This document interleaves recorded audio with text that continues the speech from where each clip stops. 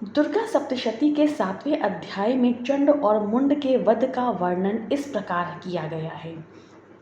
महर्षि मेधा ने कहा, दैत्यराज की आज्ञा पाकर चंड और मुंड चतुरंगिणी सेना को साथ लेकर हथियार उठाए हुए देवता से लड़ने के लिए चल पड़े। हिमालय पर्वत पर पहुंचकर उन्होंने मुस्कुराती हुई देवी जो सिंह पर बैठी हुई थी उसे देखा।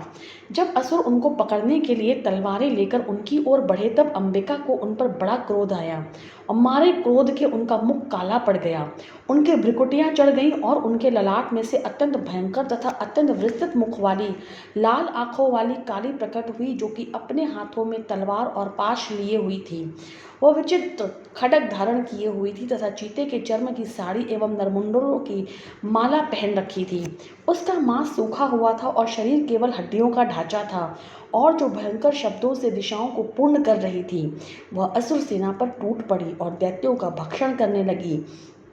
वह पार्श्व रक्षकों, अंकुशधारी महावतों, हाथियों पर सवार योद्धाओं और घंटा सहित हाथियों को एक साथ पकड़ पकड़ कर अपने मुंह में डाल रही थी, और इस प्रकार वह घोड़ों, रथों, सारथियों व रथों में बैठे हुए सैनिकों को मुंह में डालकर भयानक रूप से चबा रही थी। किसी के केश पकड़कर, किसी की गर्दन पकड़कर, किसी को पैरों से दबाकर और किसी दैत्य को छाती से मसल कर मार रही थी।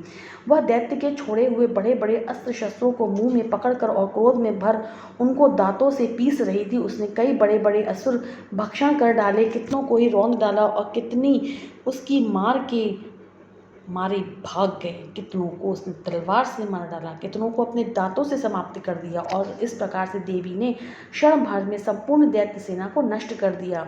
यह देख महापराक्रमी चंड काली देवी की ओर लपका और मुंड ने भी देवी पर अपनी भयानक बाणों की वर्षा आरंभ कर दी और अपने हजारों चक्र उस पर छोड़े। उस समय वह चमकते हुए बाण व चक्र देवी के मुख में प्रविष्ट हुए और इस प्रकार दिख रहे थे जैसे मानो बहुत से सूर्य मेघों की घटाओं में प्रविष्ट करके दिख रहे हों, जैसे मानो बहुत से सूर्य मेघों की घटाओं में प्रविष्ट हो रहे हों।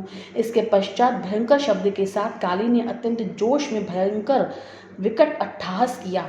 उनका भयंकर मुख देखा नहीं जाता था, उसके मुख में श्वेत दांतों की पंक्ति चमक रही थी। फिर उन्होंने तलवार हाथ में लेकर हुम शब्द कहकर चंड के ऊपर आक्रमण किया और उसके केश पकड़कर उसका सिर काटकर अलग कर दिया। चंड को मरा हुआ देखकर मुंड देवी की ओर लपका, परंतु देवी ने क्रोध में भरकर उसे भी अपने तलवार से यमलोक पहुंचा दिया। चंड और मुंड को मरा हुआ देखकर उसकी बाकी बची हुई सेना वहां से भाग गई। इसके पश्चात काली चंड और मुंड के कटे हुए सिरों को लेकर चंडिका के पास गई और प्रचंड अट्टहास के साथ कहने लगी, हे देवी, चंड और मुंड दो महादैत्यों को मारकर तुम्हारी भेंट कर दिया है। अब शुंभ और निशुंभ का तुमको स्वयं वध करना है। महर्षि मेधा ने कहा, वहां लाए हुए चंड और मुंड के सिरों को देखकर कल्याणमयी चंडी ने काली से मधुर वाणी में कहा, हे देवी, तुम चूंकि चंड और मुंड को मेरे पास लेके आई हो, अतः संसार में तुम चामुंडा के नाम से विख्यात होगी।